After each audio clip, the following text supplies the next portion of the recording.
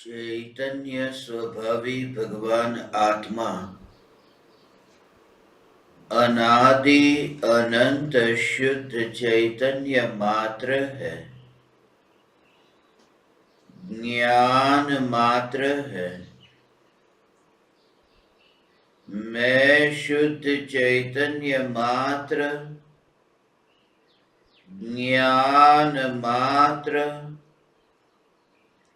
भगवान आत्मा हूँ। प्रति समय यह जागृति बनी रहे,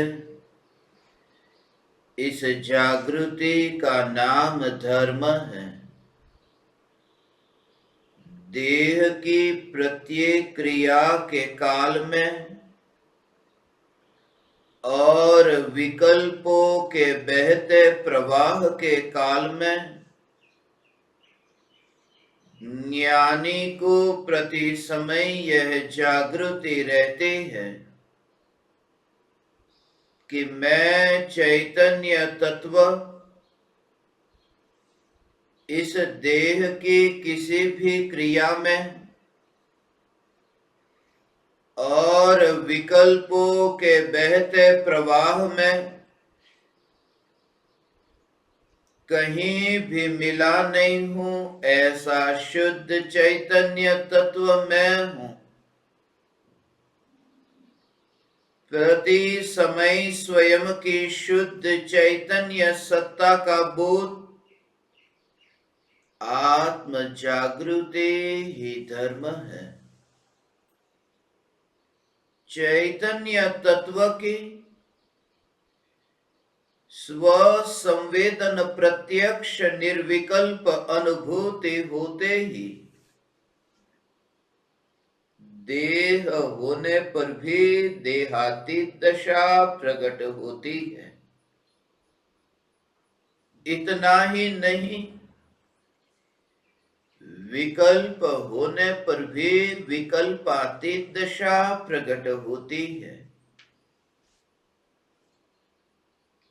चैतन्य तत्व की निर्विकल्प अनुभूति होते ही आत्मा में अतीन्द्रिय आनंद का सागर उछलता है। फिर भी ज्ञानी की दृष्टि उस अतीन्द्रिय आनंद के सागर की ओर भी नहीं जाती और दृष्टि चैतन्य तत्व पर ही टिकी रहती है। यह चैतन्य तत्व ही मैं हूं।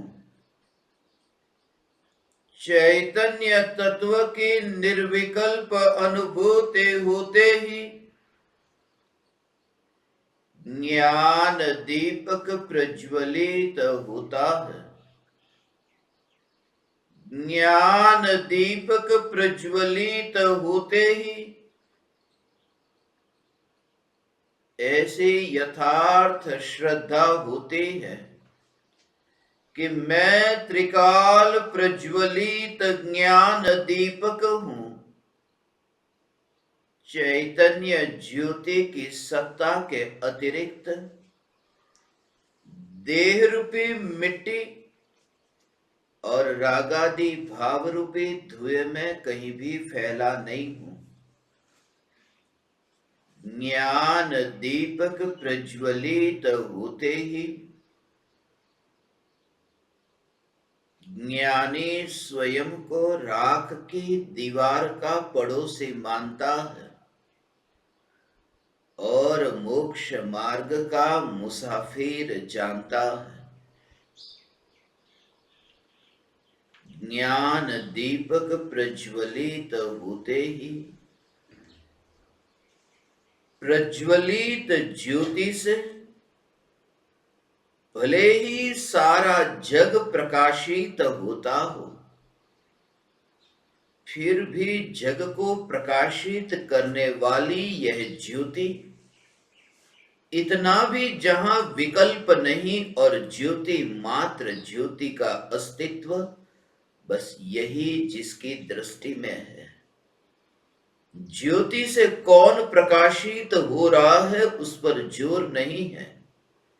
ज्योति का अस्तित्व, यह चैतन्य ज्योति मात्र में भगवान आत्मा हूं, ऐसी जब निर्विकल्प अनुभूति होती है, जब पर्याय और द्रव्य अभेद होते हैं, जब ज्ञेय ज्ञान और ज्ञाता के भेद के विकल्प से पार होता है, जब द्वंद और द्वैत से मुक्त होता है,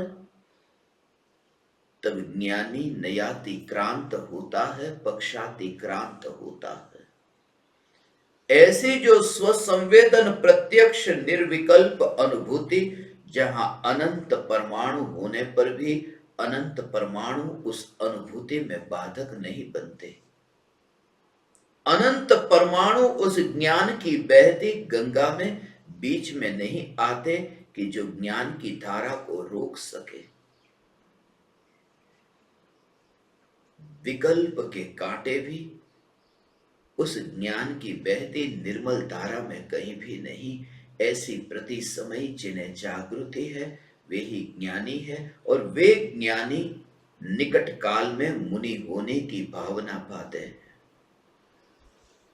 ये भावना जो है, ये भावना जिसे पुरुषार्थ की कमजोरी दिखती है, क्योंकि ये भावना विकल्पात्मक है। फिर भी मुनि धर्म अंगीकार हो ऐसे विकल्प को भी, जिन्होंने ज्ञान में प्रतिबिंबित होने के काल में ज्ञान की अनुभूति की, जिन्होंने ये जाना कि मुनि धर्म अंगीकार करने का विकल्प, उन विकल्पों के प्रति भी जो उदासीन रहते हैं। मुनि धर्म का पालन करना, 28 मूलगुण का पालन करना, निर्ग्रंथ दिगंबर मुनि धर्म अंगीकार कर वन विहारी होकर विचरण करना, ये तो दूर है, ये तो वर्तमान में नहीं है। वर्तमान में तो ये सिर्फ विकल्प है कि अपूर्व अवसर ऐसा कब आएगा। ऐसा जो वर्तमान में ये विकल्प उत्पन्न होता है, इस विकल्प को भी जिन्होंने पाप के उदय का परिणाम समझा है, जिन्होंने घाती कर्म के उदय का परिणाम समझा है, पाप के उदय से अशुभ भाव उत्पन्न होते हैं और पाप के उदय से शुभ भाव उत्पन्न होते हैं। ये दोनों ही प्रकार के भाव, चाहे अशुभ भाव हो या शुभ भाव हो, ये पाप के ही उदय का परिणाम है। यदि अशुभ भाव भी पाप के उदय का परिणाम और शुभ भाव भी पाप के उदय का परिणाम, तो फिर दोनों में अंतर क्या? अंतर यह है कि जब पाप का तीव्र उदय होता है तब अशुभ भाव उत्पन्न होते हैं, और पाप का जब मंद उदय होता है तब शुभ भाव होते हैं। मगर ये शुभ भाव और अशुभ भाव, ये दोनों ही पाप के उदय का परिणाम है, मोह के उदय का परिणाम है। ज्ञानी उन विकल्पों को ऐसे ही दूर देखते हैं। प्रति समय ये जो अनादि अनंत ध्रुव चैतन्य सत्ता, ये जो चैतन्य की ध्रुवता, यह जो ज्ञान की ध्रुवता, उस ध्रुवता में कहीं पर भी देह का वस्त्र नहीं दिखाई देता। जैसे कपड़े की डोरी हो और डोरी के ऊपर एक भी कपड़ा न हो, कपड़े हो मगर वो कपड़े डोरी के ऊपर सूखते न हो, सब कपड़े अपने अपने स्थान पर हो, नीचे गिरे हो, कोई अलमारी में हो, कोई कपड़े वहां पर बाल्टी में हो, मगर डोरी पर एक भी कपड़ा तुम्हें दिखाई न दे। है एक कपड़ा तो उस डोरी पर है, मगर उस कपड़े को भी तुम देखते हो कि डोरी में वहां पर कहीं पर भी कपड़ा नहीं है, क्योंकि जहां कपड़े के परमाणु है वहां डोरी नहीं है, जहां डोरी के परमाणु है वहां कपड़ा नहीं है। ये जो भेद तुम्हें उस डोरी में दिखाई दे कि डोरी डोरी है और कपड़ा कपड़ा है, ये भेद दिखाई दे, और वह जो कपड़ा एक भी है वह भी कुछ अंशों में तुम्हें दिखाई देता है, पूरी डोरी में व्याप्त नहीं। सम्यक दृष्टि ज्ञानी धर्मात्मा को जो चैतन्य डोरी की जो ध्रुवता, जो नित्यता, जो त्रिकाली स्वरूप का दर्शन होता है कि मैं ध्रुव चैतन्य परमात्मा, जहां भूतकाल के अनंत वस्त्र तो गिरे हुए हैं, भूतकाल के अनंत देह के परमाणु तो बैर बिखेर होकर के इस लोक में उड़ रहे हैं, और भविष्य में मिलने वाले जो वस्त्र, भविष्य में जो देह रूप होने वाले परमाणु, वे भी कहीं ना कहीं उड़ रहे हैं। मगर वर्तमान में जो ये देह रूपी वस्त्र, मगर देह रूपी वस्त्र को जब ज्ञानी देखते हैं तो जो अनादि अनंत नित्य ध्रुव चैतन्य सत्ता, उस सत्ता में मिला हुआ नहीं देखते, क्योंकि ज्ञान की अनुभूति जो होती है उसमें जड़ की अनुभूति नहीं, जड़ की अनुभूति नहीं। यहां तो ये कहते हैं कि ज्ञान जब अनुभव में आता है उस समय भले ही देह के परमाणु ज्ञेय बनते हो, देह के परमाणु ज्ञेय होते होने पर भी ये ज्ञान की अवस्था में जो अनादि अनंत ध्रुव, ये ज्ञान का जो प्रवाह है, उस प्रवाह में वो जो ध्रुवता है, उस ध्रुवता के दृष्टि में आते ही ये देह अभी वहां उस ध्रुव चैतन्य सत्ता में नहीं, क्योंकि भगवान पकड़ने के लिए कुछ शक्ति चाहिए। परमाणुओं की पकड़ के लिए आत्मा में शक्ति तो चाहिए, चैतन्य की शक्ति ही नहीं कि परमाणु को पकड़ने जाए। इसलिए जो निर्विकल्प अनुभूति होती है, गृहस्थ दशा है मगर वस्त्र नहीं है, वहां एकमात्र चैतन्य परमात्मा, ये ध्रुव का भाव भगवान, वहां पर देह नहीं, परमाणुओं की भांति वे बस रहते हैं। वह है, सिर्फ है, उसके रंग रूप में तुम देखो कोई फर्क नहीं दिखता।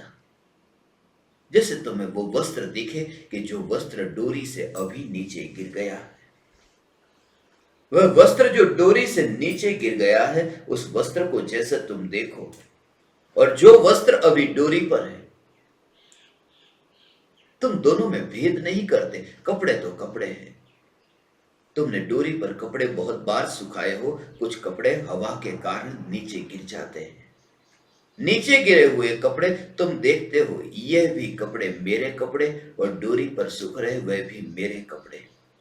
बस ऐसे ही भेद नहीं करते तुम, ऐसे ही ज्ञानी भी भेद नहीं देखते, ऐसे ही कि जो गिरे हुए परमाणु है, इसलिए ये दिखाई देता है जो आज तुम्हारे शरीर के परमाणु, ये जो दीवार के परमाणु है, ये दरवाजे के परमाणु है, उन परमाणुओं को जितना दूर से देखते हैं, ये खिड़की के परमाणु, ये पर्दे के परमाणु, इन परमाणुओं को जैसे वे दूर से देखते हैं कि ये अभी गिरे हुए कपड़े के परमाणु हैं, कभी ये डोरी के ऊपर थे मगर गिरे हुए हैं। मगर ऐसे ही ज्ञानी, ये वर्तमान में जो तुम्हें एक क्षेत्रावगाही ये देह के परमाणु दिखते हैं, उन्हें भी गिरे हुए वस्त्र की भांति ही देखते हैं। जैसे ये मेरे वस्त्र नहीं, ऐसे ही यह भी मेरा वस्त्र नहीं। और जोर है उस डोरी पर, और ये डोरी तो ऐसी है कि बाहर में जो तुमने कपड़े को ऐसे लटकाया है जिस डोरी पर, उसको तुमने कहीं ना कहीं किसी न किसी स्थान पर बांधा है। एक छोर से बांधा है, दूसरे छोर से बांधा है, ये बांध करके रखा है। मगर जो चैतन्य की ऐसी ध्रुव नित्य डोरी जब दृष्टि में आती है तो अबंध ऐसी ये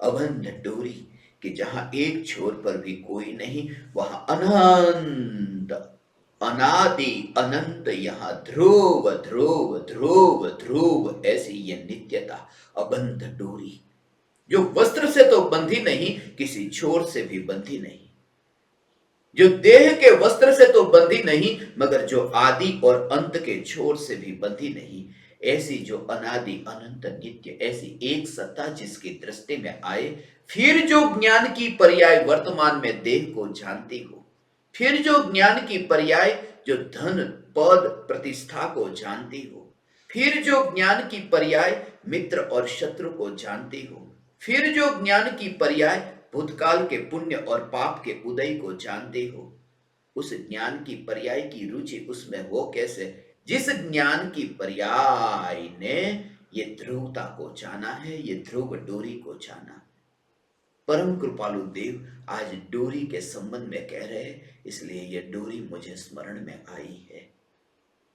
परम कृपालु देव अरिहंत भगवान का, तीर्थंकर परमात्मा का जो स्वरूप समझाते हैं, जहां चार घाती कर्म का व्यवच्छेद हुआ, आत्यंतिक नाश हुआ, अब वे चार कर्म कभी आत्मा के साथ न बंधेंगे।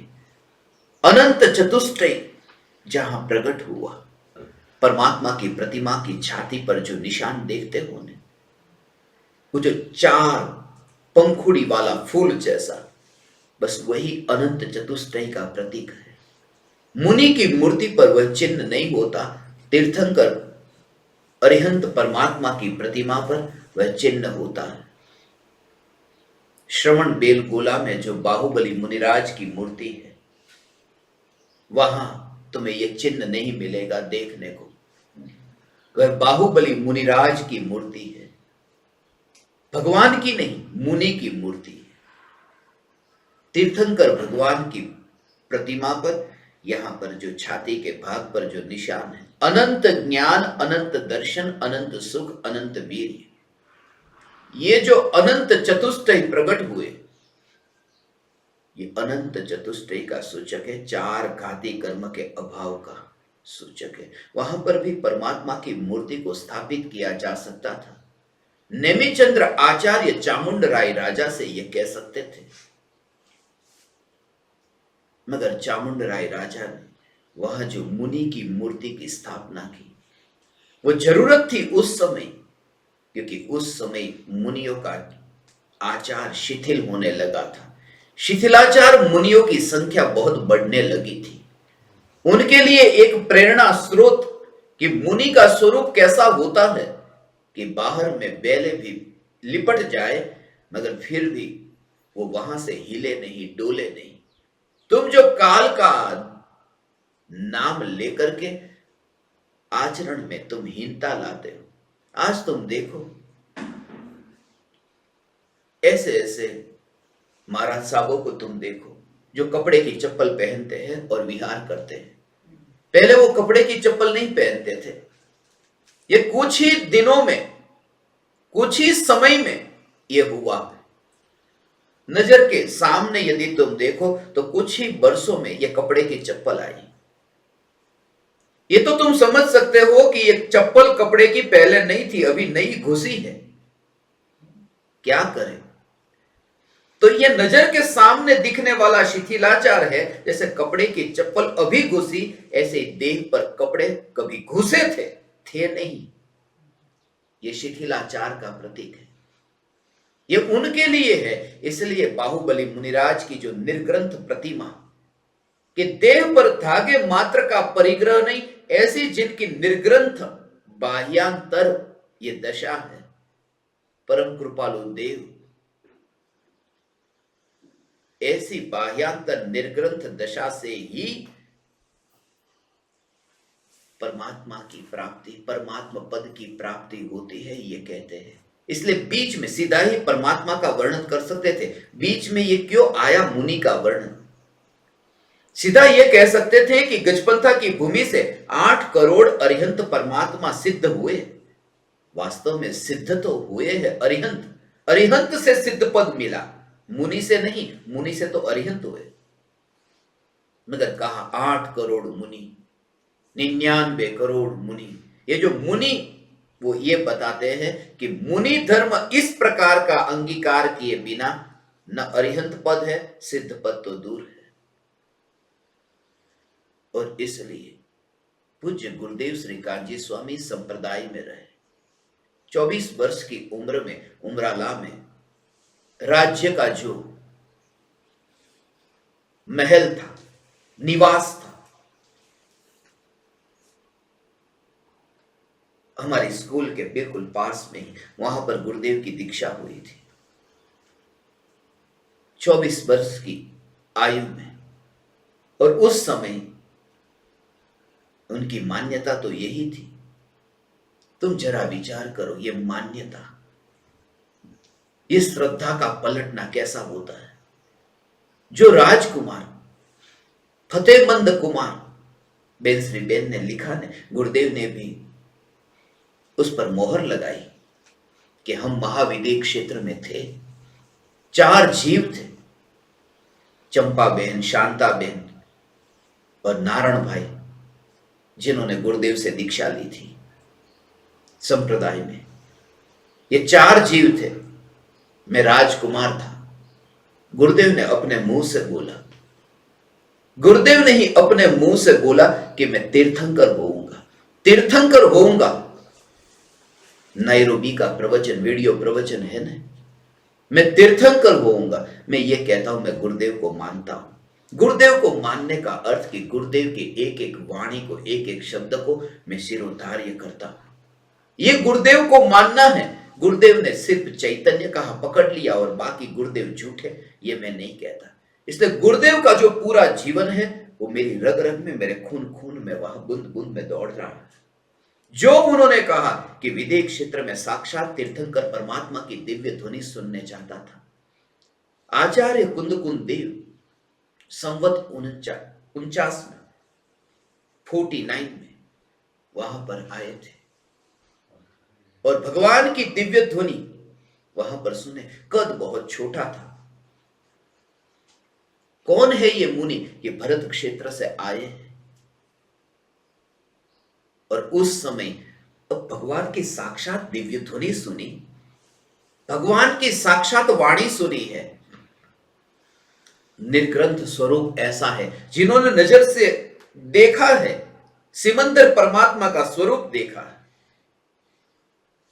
और जीवन के अंत तक जो वहां पर विदेह क्षेत्र में ये सिमंदर भगवान, बेंसरी बेन ने तो लिखा है, सभी सवालों के जवाब वो तात्कालिक देते थे, बहुत होशियार थे।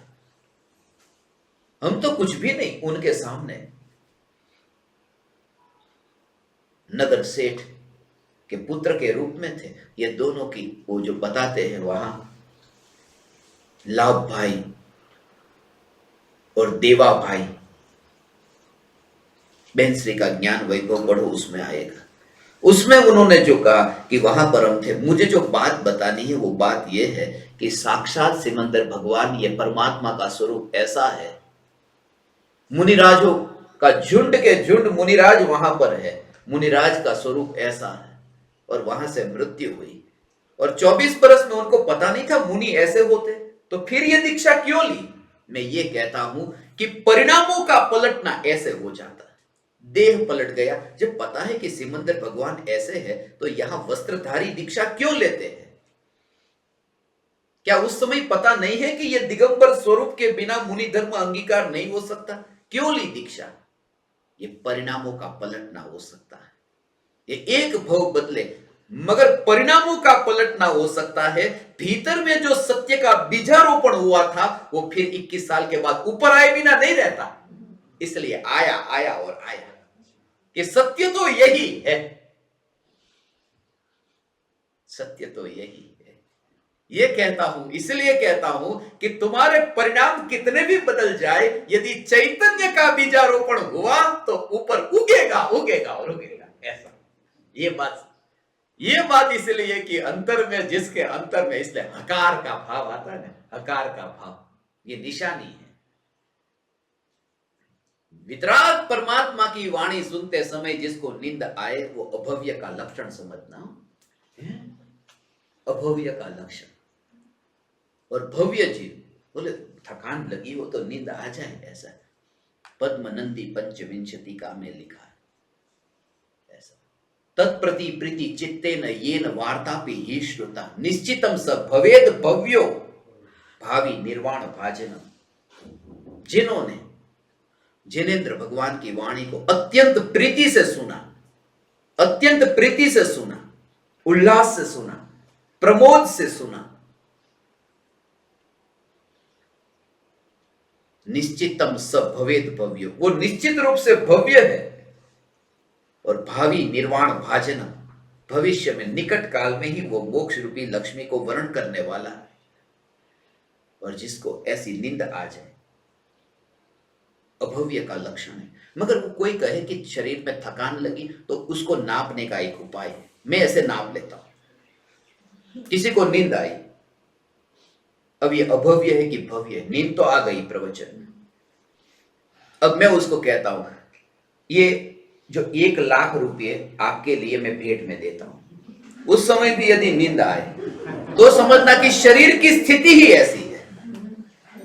मगर उठ जाए क्या कहा तो समझना कि वो अभव्य के लक्षण है, क्योंकि परमात्मा की वाणी जब सुनता है तभी नींद आती है।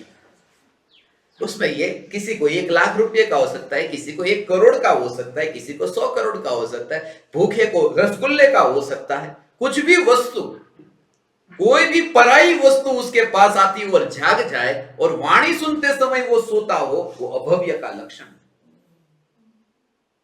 इसके लिए निश्चितम स भवेद भव्यो भावी निर्वाण भाजनम।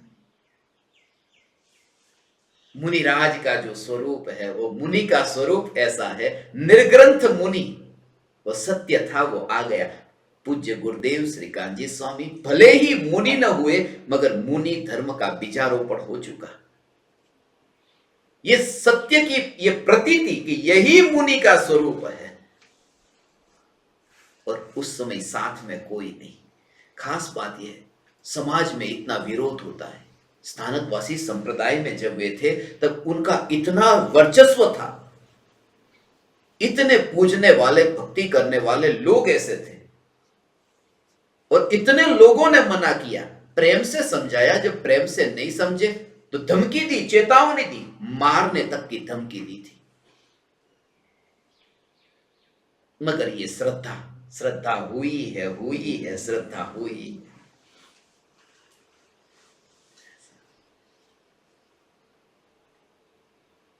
मुनि का स्वरूप ऐसा होता है। बाहुबली मुनिराज, तो मुनिराज मुनियों को ये बताने के लिए देखो मुनि ऐसे होते हैं।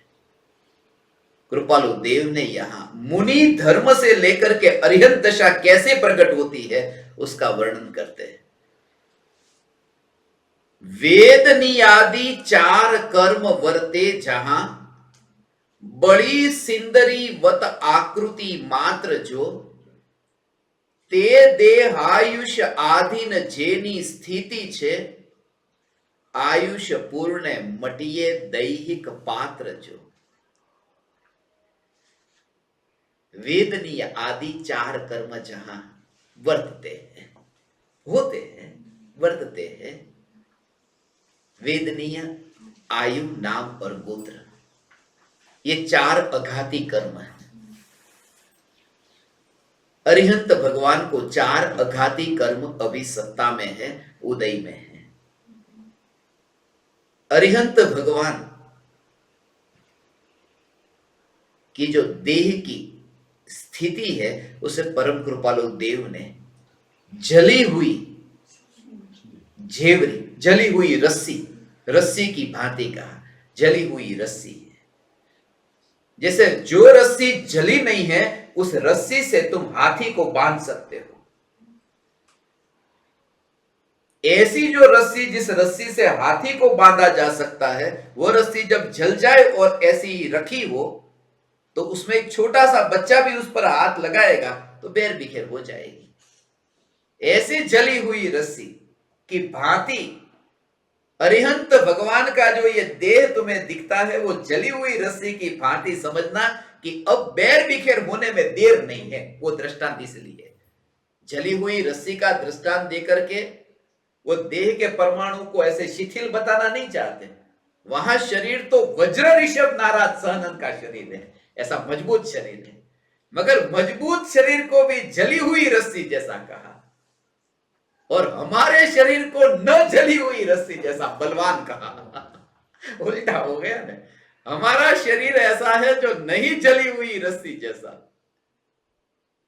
कि जहां पर बंधन है, देह के परमाणु का बंधन, कर्म का बंधन, और वास्तव में तो वहां चैतन्य तत्व की निर्विकल्प अनुभूति होते ही ये दृष्टि में आता है कि बंधन है ही नहीं। अनुभूति होती, दृष्टि मुक्त होता है।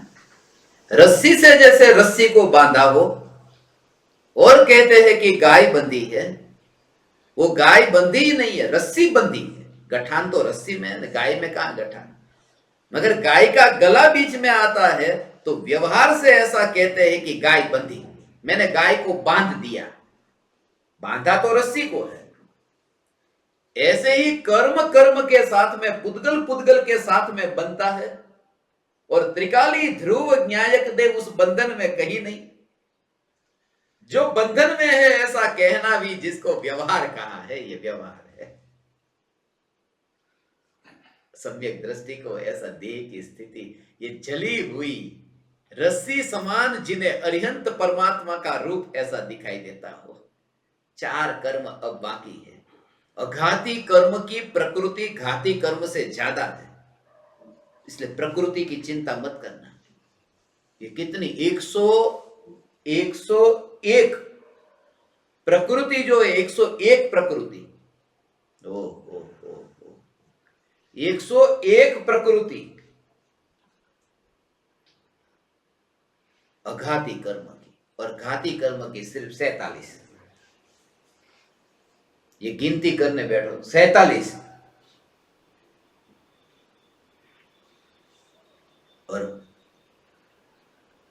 101 प्रकृति में से जब मोक्ष होता है ना, उससे पहले 14वां गुणस्थान है।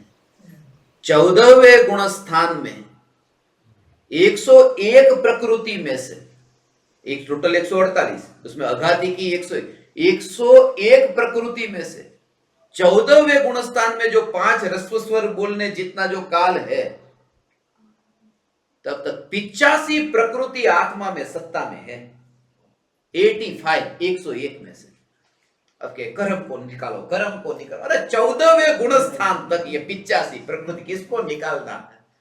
यहां तो मिथ्यात्व को निकालो कि सब निकल जाएगी। ऐसा ये राजा, ये सब तो छोटे छोटी प्रजा है, एक साथ में ही चली जाती है। तुम जरा विचार करो। माने कर्म की प्रकृति की संख्या पर जोर मत देना। कृपालु देव ने जो यहां 4 कर्म के नाम बताए ना, वेदनीय कर्म, आयु, नाम और गोत्र। वेदनीय का अर्थ क्या? ये जो वेदना पहुंचाए वो वेदनीय कर्म, ऐसा मत समझना। वेदनीय का अर्थ वेदना नहीं है। वेदनीय शब्द बना है वेदन से, वेदन से वेदनीय बना है, वेदना से नहीं। हम कहते हैं वेदना, वेदनीय कर्म का, उस किसी को पीड़ा होती है, बीमार हो बुढ़ापे में, और उसका वेदनीय कर्म का उदय ऐसा है जोरदार। अरे सबसे ज्यादा जोरदार वेदनीय कर्म का उदय तीर्थंकर भगवान को होता है। वेदनीय का अर्थ पीड़ा थोड़ी है। वेदनीय का अर्थ ऐसा है, ऐसा वेदन, ऐसे कर्म का उदय होता है कि जिसका वेदन हमको हो जाए, वो वेदनीय कर्म है। वेदनी का तो पीड़ा नहीं, पीड़ा होता तो साता वेदनी असाता वेदनी, माने अच्छी पीड़ा और बुरी पीड़ा। वेदनी की तो भेद है, माने ऐसा साता वेदनी, माने ऐसे पुण्य प्रकृति का उदय जो वेदन में आता है, ऐसे पाप का उदय जो वेदन में आता है, जानने में आता है, जानने में आता है। उसका भाव कि जैसे आपका आयुष्य का उदय कितना है मुझे नहीं पता, मेरा आपको नहीं पता, आयुष्य कर्म का उदय। फिर नाम कर्म में वो जो शरीर के अंगोपांग की जो रचना हुई है, वो कैसे पता चले कि हड्डी कैसी है, कौन सा उदय चल रहा है, खून कैसा है, कौन सा उदय चल रहा है। और जो गोत्र कर्म, वो कहता ना कि मुनि निकले वहां उनका गोत्र, चेहरा थोड़ी वहां पाटिया लगा करके घूमे कौन से गोत्र के वो थे, तो गोत्र कर्म दिखाई नहीं देता। तो ये 3 कर्म तो दिखाई नहीं देते, मगर आपके कपड़े से, आपके घर से, आपकी गाड़ी से ये पता चलता है आपका उदय कैसा चल रहा है। ये जो बाहर में जो वेदन में आता है, ऐसा जो संयोग वाला जो कर्म का उदय, उसे वेदनीय कर्म कहते हैं। ये वेदनीय कर्म, ये बाहर में जो संयोगों की प्राप्ति होती है, वो वेदनीय कर्म का उदय है। ऐसे वेदनीय आदि 4 कर्म जहां उदय में है, और जली हुई रस्सी की आकृति, ये आकृति, आकृति तो ऐसी ही दिखती है, जली हुई रस्सी हो और न जली हुई रस्सी, आकृति एक सी है। मगर उस आकृति में भी ज्ञानी की रुचि देह की आकृति में नहीं है। ऐसा हो अब केवली परमात्मा को केवल ज्ञान की एक समय की पर्याय में जिस एक समय की केवल ज्ञान की पर्याय में लोकालोक प्रतिबिंबित होता है, लोकालोक प्रतिबिंबित होता है, उसमें ये देह भी है, ये जली हुई रस्सी जैसा ये देह भी केवल ज्ञान की पर्याय में प्रतिबिंबित होता है। तो उस समय ये देह की आकृति, लोकालोक की आकृति, लोकालोक की आकृति भी जिसकी ज्ञान की पर्याय में प्रतिबिंबित होती हो, ऐसी जो ज्ञान की आकृति, ऐसी ज्ञान की पर्याय की आकृति हो। अब ये विषय बहुत सूक्ष्म विषय है, भाव आया है तो समझना इसका। केवली भगवान को देह की आकृति में तो रस नहीं है, मगर देह की आकृति जिस ज्ञान की पर्याय में प्रतिबिंबित होती है, ऐसी ज्ञान की पर्याय की जो आकृति है, उस ज्ञान की पर्याय की आकृति में भी जिसको रुचि नहीं है, और रुचि जो है वो त्रिकाल ध्रुव ज्ञायक देव में है, ऐसा चैतन्य, ऐसा चैतन्य, उसका भाव ये, उसका भाव ये। गिलास की आकृति में तो रस नहीं, कौन से गिलास में पानी दिया उसमें तो रस नहीं, ऐसा ओ ओ ओ ओ, ओ उसमें तो रस नहीं। पानी पीते समय पानी के पात्र में तो रुचि नहीं, मगर पानी की जो धारा बहती है, पानी की जो अवस्था है, पानी पिलाया जाता है, उस समय पानी की अवस्था में भी पानी की अवस्था पर जोर नहीं, और जीभ पर जब पानी छूता है तो प्यास छिपी, बस ये छूना ही और प्यास का छिपना। ज्ञेय में है और ज्ञान ज्ञान में है, ऐसा वो पात्र वहां पर है। और पात्र जो है वो पात्र को जानने वाला, ये देह रूपी पात्र, उसको जानने वाली ज्ञान की अवस्था यहां पर है। जयपुर में जब हम पढ़ते थे तो वहां पर ऐसा था, रास्ते पर सड़क पर गर्मी के दिनों में वो प्याव, मुफ्त के प्याव, जिसको पानी पीना वो पानी वहां पी सकता है, एक झोपड़ी जैसा रहता है, ऐसा झोपड़ी जैसा। ऐसे ही आचार्य देव स्मरण में आए, कहता हूं उसको, ऐसा है।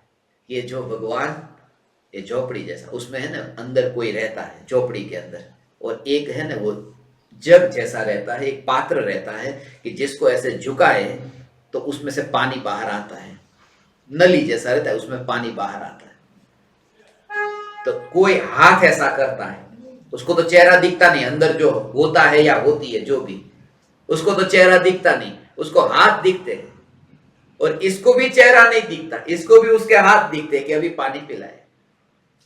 वो जानबूझकर वहां ऐसा रखते हो कि पता न चले कि मैंने किसको पिलाया और मुझे किसने पिलाया, सिर्फ पानी मिल गया बस, वो पानी को पिलाया ऐसे। तो पानी पिलाते समय जो पानी का जो पात्र है, उस पात्र को तो ये देखता ही नहीं, मगर जब वो पानी पीता है तब पानी का भी जो पानी की आकृति होती है, धार बहती है पानी की, उस पानी की धार पर भी उसका जोर नहीं है, धार पर जोर नहीं है। अभी ये शीतलता जब यहां छुएगी तो मुझे तृप्ति मिलेगी, वो धार पर जोर नहीं है, उस शीतलता पर जोर है, बहता प्रवाह तो है। ऐसे ही केवल ज्ञान की पर्याय में लोकालोक ज्ञान में प्रतिबिंबित हो, ज्ञान की अवस्था हो, ज्ञान की अवस्था की ज्ञान की आकृति तैयार होती हो, मगर ज्ञान की आकृति में जिसने ज्ञान की आकृति को नहीं देखा और ज्ञान की सत्ता को, और यहां यही तो मैं हूं, ऐसा यही तो मैं हूं, उस समय ये विकल्प नहीं, विकल्प नहीं। इसलिए कहा कि मटका फूट सकता है, मिट्टी नहीं फूट सकती। मिट्टी को फोड़ दे किसी की ताकत नहीं, मटके को एक छोटा बच्चा भी फोड़ सकता है। वो मटका वो आकृति है, ठिकरा वो आकृति है, आकृति पर जोर नहीं और मिट्टी की सत्ता पर जोर। ऐसे ही लोकालोक को जानने वाली, लोकालोक की आकृति तो लोकालोक में, मगर लोकालोक को जानने वाली ज्ञान की पर्याय की जो आकृति यहां तैयार होती है, उस आकृति में भी रस नहीं, ऐसा वो आकृति में रस नहीं। आकार है, आकृति है, मगर वो आकृति में रस नहीं, रस नहीं। आ, आ, आ, आ, उसका कारण भगवान आत्मा, क्योंकि ज्ञेय की अवस्था बदलती है, ज्ञेय को जानने वाली ज्ञान की अवस्था बदलती है। यदि आकृति पर जोर होगा तो वो आनंद में फर्क पड़ेगा। समझना, वो केवल ज्ञान की पर्याय में, मैंने कल कहा ना, केवल ज्ञान की पर्याय समय के हिसाब से बदलती है, काल के हिसाब से। ये अब वो जानती है कि हम बैठे हैं और कल बैठे थे, ये केवल ज्ञान की पर्याय, ऐसा जानते हो। केवल ज्ञान की पर्याय की अवस्था जो बदलती है, एक एक समय की केवल ज्ञान की पर्याय बदलती रहती है, नया नया जानती है, इसको नया जानती है। घटना तो सब जानती है, मगर वर्तमान को भूतकाल जानती है एक समय के बाद, और भविष्य को वर्तमान जानती है एक समय के बाद। ऐसी नया नया रूप जो जानती है, हो रहा है उसको हुआ था ऐसा जानती है, होगा उसे हो रहा है ऐसे जानती है, समय के बीतते ही। ये केवल ज्ञान की पर्याय का परिणमन, केवल ज्ञान की पर्याय का ऐसा परिणमन है, ये ज्ञान का परिणमन। ऐसा जो ज्ञान का परिणमन है, वो नया नया परिणमन होने पर भी, नया नया परिणमन होने पर भी, आकार उसमें होने पर भी, जिस जिस ज्ञेय को जानती है ज्ञान की पर्याय, ऐसा ऐसा ज्ञान का आकार होने पर भी आत्मा को निराकार कहा है। निरंजन निराकार, निराकार आत्मा है नहीं। जगत में कोई भी वस्तु ऐसी नहीं जिसका आकार न हो, क्योंकि प्रदेशत्व गुण प्रत्येक द्रव्य में है।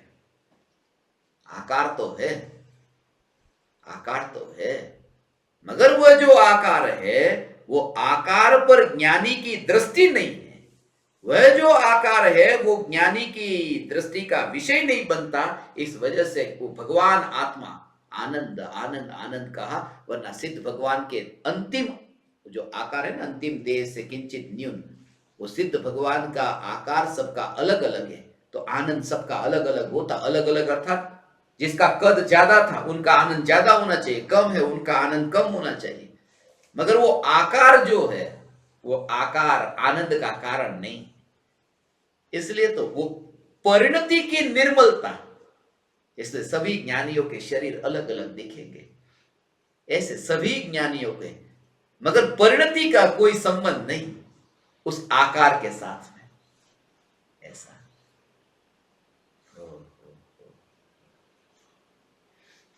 ऐसा परिणति का देह के आकार के साथ में, बाहर के रूप के साथ, रंग के साथ, बाहर की क्रिया के साथ कोई संबंध नहीं। इसलिए ये जो खास जानबूझ करके ये तीन तस्वीर जो देखते हैं वो अलग अलग दर्शा, कि सभी का बाहरी रूप रंग तो अलग अलग है। किसी ने चदर ओढ़ के रखी, पूज्य गुरुदेव श्री की चदर ओढ़ी हुई, कृपालु देव ने तो वो भी नहीं, एक लंगोट जैसा पोतड़ी, और आचार्य कुंद कुंद देव तो वह भी नहीं।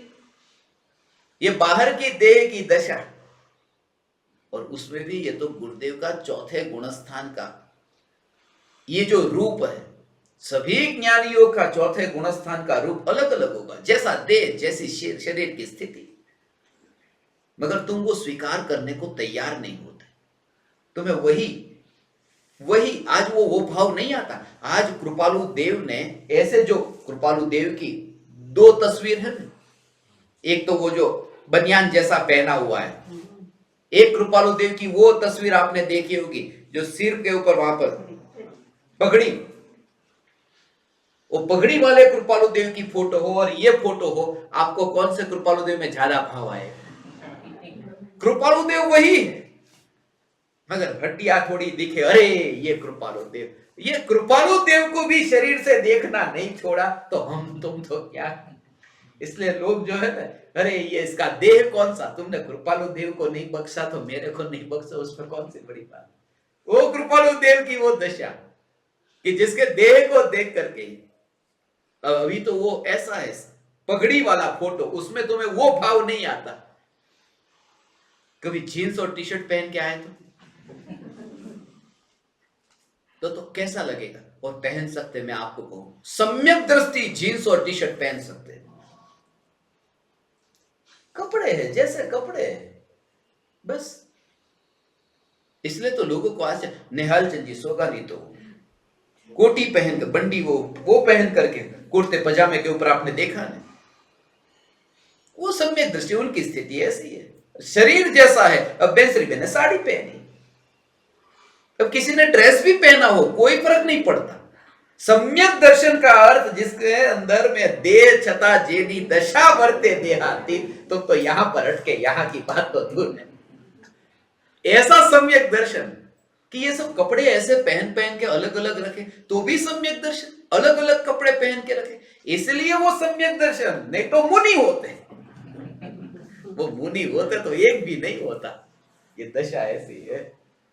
परम कृपालु देव, ये दे छता जेनी दशा वर्ते देहाती, ऐसे ये सदगुरु, सत्ता स्वरूप सदगुरु, ऐसा वो बात कहता हूं, है ना।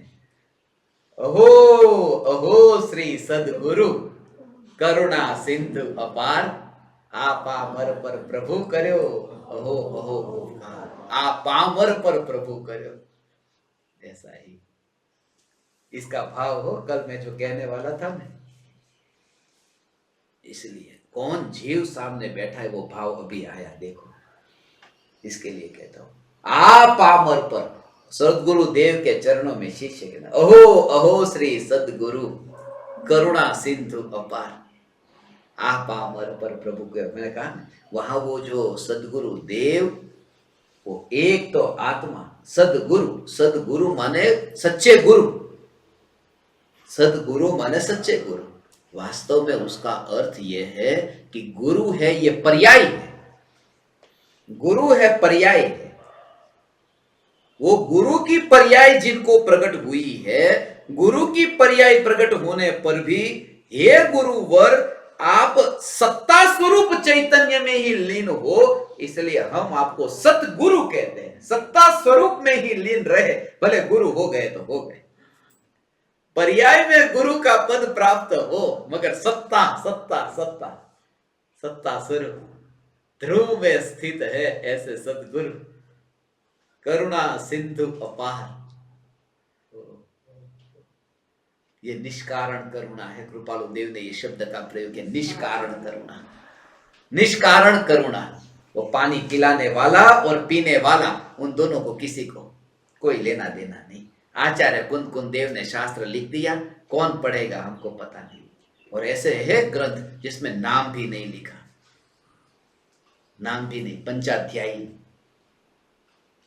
कौन लिखने वाला, इसमें लिखते पंचाध्यायी कार, पंचाध्यायी में लिखते हैं, ऐसा लिखना पड़ता है। तो इतना बड़ा शास्त्र लिख करके भी वो कौन लिखने वाला, ये नहीं लिखते। प्रयोजन बस, तुमने पानी पी लिया, बस चेहरा दिखाने की जरूरत नहीं है, ऐसा है।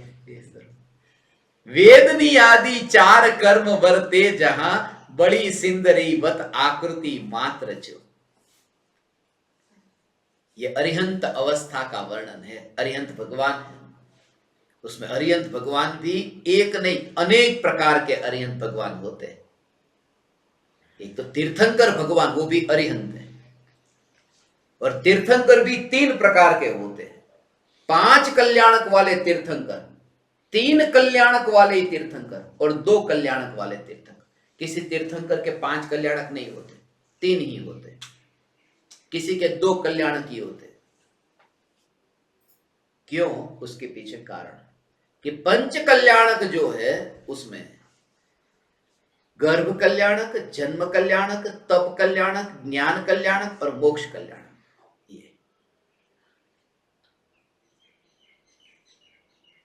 ये कल्याण करने में जो निमित्त बनते हैं, इसलिए इन्हें कल्याणक कहते हैं। तो गर्भ और जन्म कल्याण, पूर्व भव में तीर्थंकर प्रकृति का जो बंध होता है वो तीसरे भव में होता है। जैसे श्रेणिक राजा को यहां पर बंध हुआ, अभी नरक में गए और नरक में से फिर आएंगे, तो तीसरे भव। वो जो जिनको वो तीसरे भव में तीर्थंकर प्रकृति का बंध, वो उनके पंच कल्याणक होते हैं। और किसी जीव को ऐसा हो कि तीसरे भव में बंद न हुआ हो, उसी भव में बंद हुआ हो जिस भव में तीर्थंकर होने वाले, उसी भव में। तो गर्भ में तो आ गए, अब तीर्थंकर प्रकृति तो बंदी नहीं, जन्म भी हो गया, तीर्थंकर प्रकृति बंदी नहीं। अब उनको तीर्थंकर प्रकृति का बंध होगा, तो अब क्या होगा कि अब तीन कल्याणक ही मनाए जाएंगे। तब कल्याणक, ज्ञान कल्याणक और मोक्ष कल्याणक, उनके तीन कल्याणक वाले तीर्थंकर।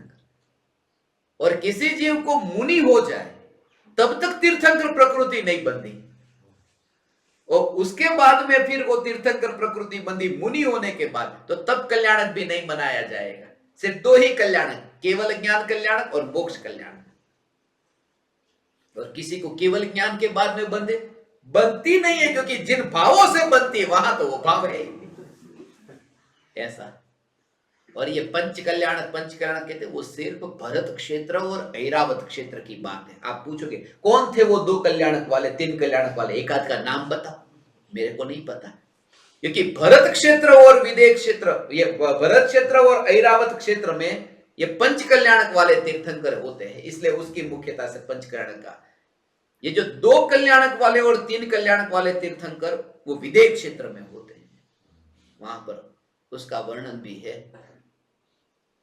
कभी करेंगे, कभी लेंगे उसका भी। ये तीर्थंकर में तीन प्रकार के तीर्थंकर, ऐसे ये अरिहंत के ही तीन रूप हैं, तीन ऐसे ही होते केवल ज्ञानी अरिहंत।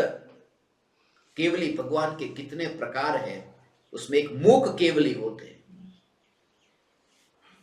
मूंगा, मुख, गूंगे, गूंगा बोलते हैं मगर मुख केवली माने जिनके वाणी का योग नहीं होता, जिनकी दिव्य ध्वनि नहीं खिलती। समोसरण में तो नहीं, मगर सामान्य केवली की जो दिव्य ध्वनि खिलती है गंधकुटी में, जैसे राम की दिव्य ध्वनि खिली थी, तीर्थंकर नहीं थे मगर गंधकुटी में वो उपदेश देते हैं। ऐसे गंधकुटी की रचना होती है इंद्र की आज्ञा से, कुबेर द्वारा वो गंधकुटी की रचना होती है, वहां पर वो सामान्य केवली का वो उपदेश, मगर मूक केवली जो है उनको वाणी का योग वहां पर नहीं। समोसरण में जो दिव्य ध्वनि कीर्ति है, 6-6 घड़ी का सुना है ऐसे, 2 घंटा, 2 घंटे 24 मिनट, 2 घंटे 24 मिनट, सुबह, दोपहर, शाम और रात, रात का मध्य रात्रि का गिन करके, 3 टाइम का गिनो तो 7 घंटा 12 मिनट, और 4 टाइम का देखो, सुबह, दोपहर, शाम और रात, मध्य रात्रि में, तो 9 घंटे 36 मिनट तीर्थंकर भगवान की दिव्य ध्वनि खिलती है। और 9 घंटे 36 मिनट तो ये तो तीर्थंकर भगवान की दिव्य ध्वनि का पक्का टाइम। और उसके अलावा यदि गणधर की कोई विशेष शंका हो, यदि इंद्र की कोई विशेष शंका हो, चक्रवर्ती की कोई विशेष शंका हो, तो उस समय भी भगवान की, तीर्थंकर भगवान की दिव्य ध्वनि खिलती है। ऐसा ही है तीर्थंकर परमात्मा का समोसरण एक केवली होते हैं, अंतःकृत केवली, अंतःकृत केवली कि जो मुनि धर्म अंगीकार किया है, मुनि धर्म है, और वहां आत्मा की साधना में, आत्मा में वे लीन। ऐसे हो पूर्व भव का बैरी, ऐसे पूर्व भव के बैरी आ जाए, कोई देव, पता चला कि ये मेरा जो शत्रु, उनके तो कोई शत्रु नहीं मगर मेरा शत्रु यहां पर ध्यान कर रहा है, पता चला, देव को तो ज्ञान ऐसा कि देख ले, जान ले, उस ज्ञान का ऐसा उपयोग किया उस देव ने कि पता चला कि ये पूर्व भव का मेरा बैरी है, वो छोड़ेगा नहीं, वो आएगा। वो आकर के वो मुनि को उठा लेता है, वहां से जहां ध्यान करने बैठे वहां से उठा लेता है और उठा करके ऊपर ले जाता है और वहां पर फेंकता है, पहाड़ के ऊपर या अग्नि, जहां वो अग्नि के ऊपर से ऐसे फेंकता है। और ऊपर से जब उसने फेंका मुनिराज को, भावलिंगी मुनि की बात है, द्रव्यलिंगी मुनि तो ठोकर खाए उसमें नहीं, ये भावलिंगी मुनि के ऐसे उदय कि इतना कोई पुराने पूर्व भव के ऐसे कोई शत्रु, जो शत्रुता को ऐसे बैर के लेकर के, इसलिए कृपालु देव जो कहते हैं यहां पर हम चुका देते हैं। ऐसा मच्छर, ये जो चमड़ी का रंग कृपालु देव का दिखता नहीं था अंतिम घड़ी में, इतने मच्छर शरीर के ऊपर थे, चमड़ी कैसी वो रंग नहीं दिखे।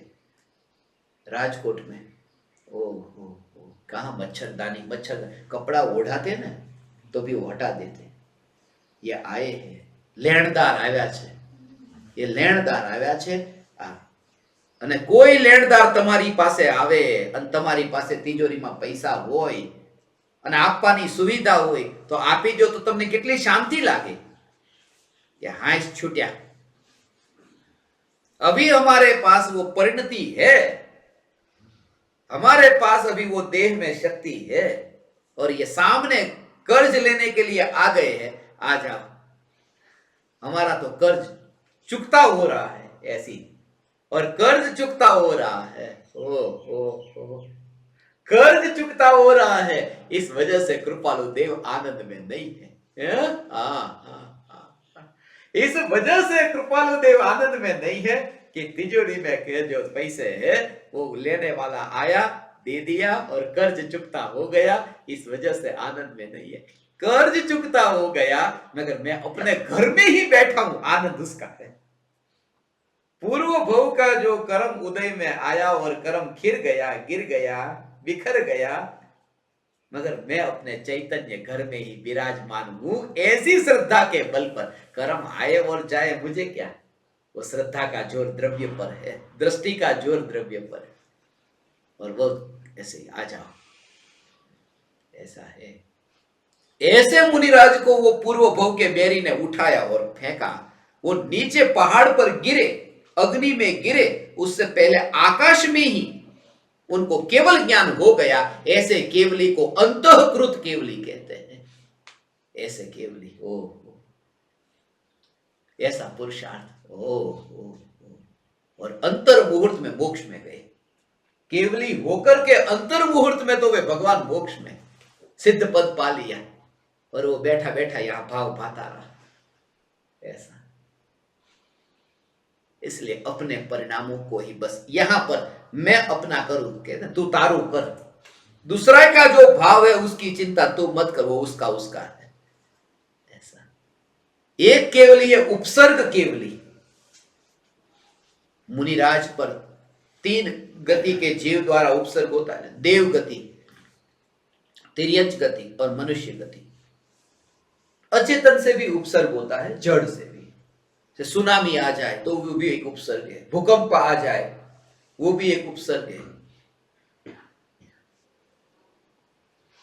कोई चक्रवात आ जाए वो भी एक उपसर्ग। मगर उपसर्ग के काल में जिनको केवल ज्ञान हो वो उपसर्ग केवली है। पार्श्वनाथ मुनिराज जब आत्मा के ध्यान में लीन थे और पद्मावती धर्मेंद्र ये जो रक्षा करने आए और कमट ने जो उपसर्ग किया, तो उपसर्ग के काल में होने वाला केवल ज्ञान, इसलिए पार्श्वनाथ मुनिराज को उपसर्ग केवली कहते हैं। ये उपसर्ग केवली, और इसीलिए 24 तीर्थंकर में एक पार्श्वनाथ भगवान के साथ में ही आपको वो जो सर्प का सांप वाली जो प्रतिमा दिखती है ना, वो पार्श्वनाथ मुनिराज की, पार्श्वनाथ भगवान की मूर्ति दिखेगी। बाकी 23 में ऐसा नहीं होता।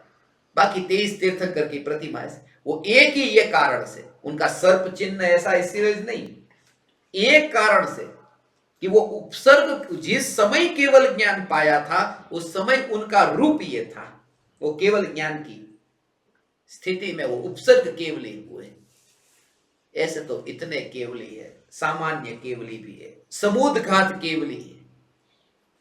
जो केवली समुद्घात होता है, आयुष्य कर्म का उदय और बाकी 3 कर्म के उदय। ऐसे तो 3 कर्म के आयुष्य कर्म से वो 3 कर्म, वेदनीय कर्म, नाम कर्म और गोत्र कर्म की स्थिति अधिक हो तो आत्मा के प्रदेश शरीर में से निकलकर लोक प्रमाण होते हैं, वो केवली समुद्घात होता है।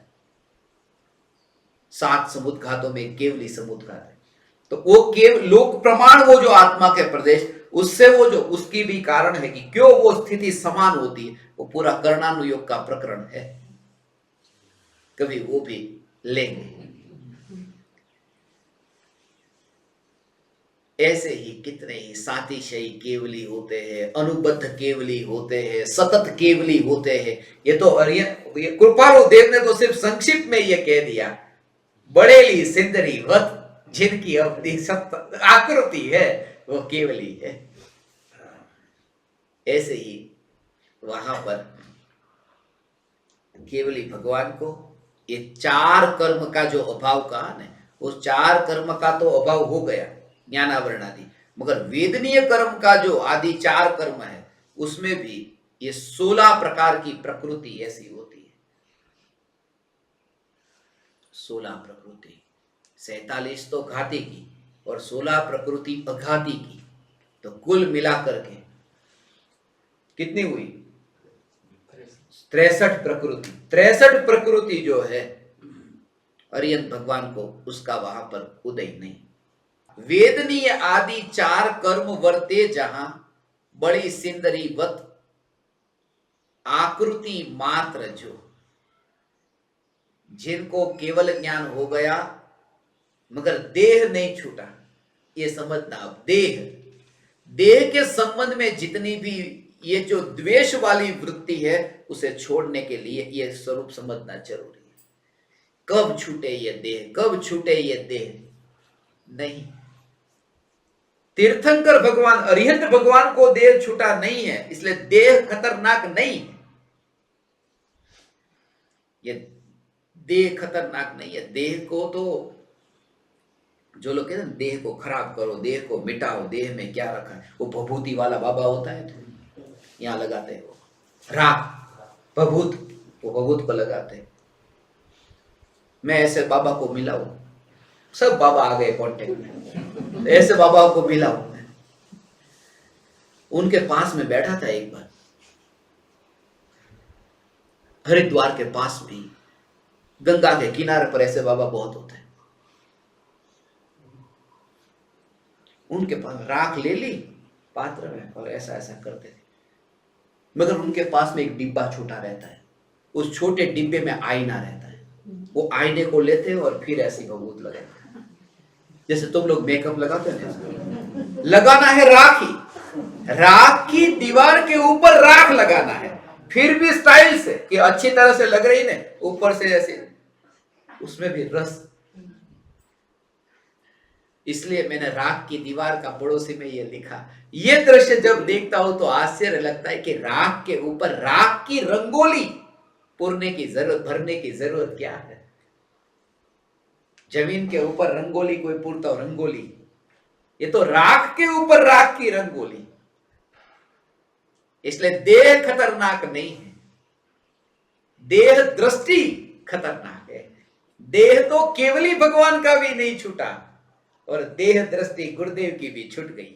ये देह दृष्टि ये अभी जो हो सकता है वो एक बार ये देह दृष्टि छूट जाए, उसके बाद प्रत्येक ज्ञेय में स्वयं का दर्शन, फिर वो पर में उलझता ही नहीं।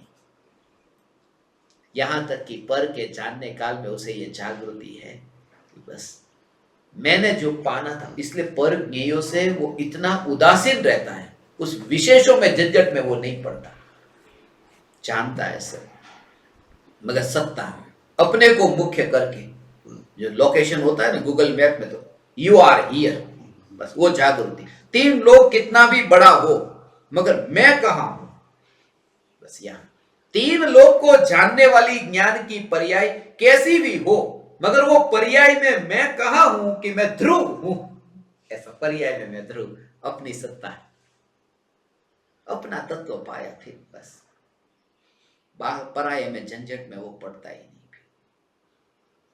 सत्संग पूरा हुआ, अब तुम लोग बाहर जाओ, मंदिर के बाहर जाओ और बाहर जाकर के अपनी चप्पल पहन लो, और अपनी चप्पल जिसने पहन ली हो उसके बाद दूसरों की चप्पल को देखता हो तो लोग क्या सोचेंगे? ये कुछ गड़बड़ करने के लिए आया आज कि अपनी चप्पल मिल गई, अब जाने दो, जिनकी पड़ी है पड़ी रहने, तुम निकल जाओ। ढेर में अपना जो था वो मिल गया, फिर दूसरे के झंझट में मत पड़ना, मैं ये कहता हूं, डाउटफुल केस होगा। ऐसे पूरे लोक में जिसको चैतन्य तत्व मिल गया, ये मैं मिल गया, अब जो है सो है, ऐसी अलिप्त दशा चौथे गुणस्थान में प्रकट हो जाती है। ये दशा पूज्य गुरुदेव श्री कांजी स्वामी और परम कृपालु देव और आचार्य कुंदकुंद देव की थी भगवान। हे ज्ञान दीपक, ये स्वरूप वेद नियादि चार कर्म वर्ते जहां, बड़ी सिंदरीवत आकृति मात्र जो। और कहते हैं ते देहायुष आधीन जेनी स्थिति छे, आयुष्य पूर्ण मटिए दैहिक पात्र जो। वो जो बिखरना होता है, मोक्ष के काल में शरीर जो बिखरता है, वो क्यों बिखरता है, कैसे बिखरता है, वे परमाणु कहां जाते हैं, वे परमाणु किसके पास जाते हैं, उन्हीं के पास क्यों जाते हैं, उनके रहस्य, उनके राज आज शाम को कहूंगा।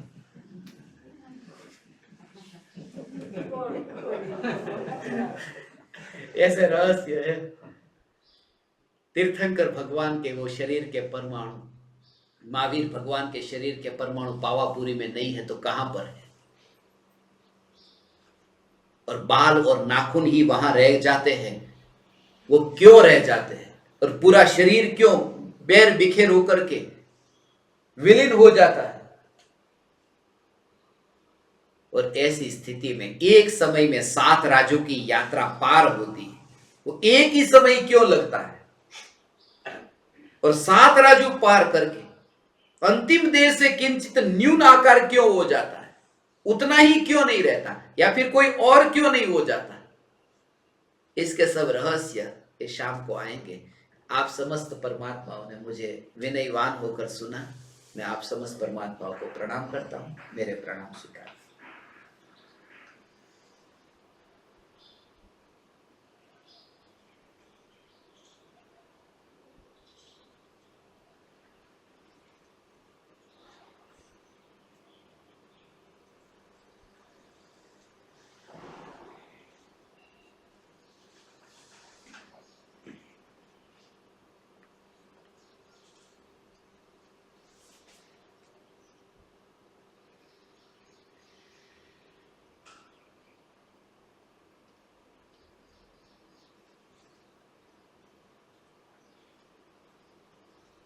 अहो अहो श्री सद्गुरु करुणा सिंधु अपार,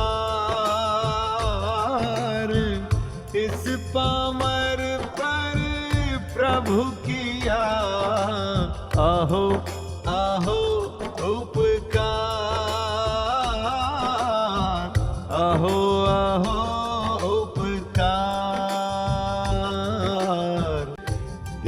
सहित जिनकी दशा वरते देहातीत, उन ज्ञानी के चरण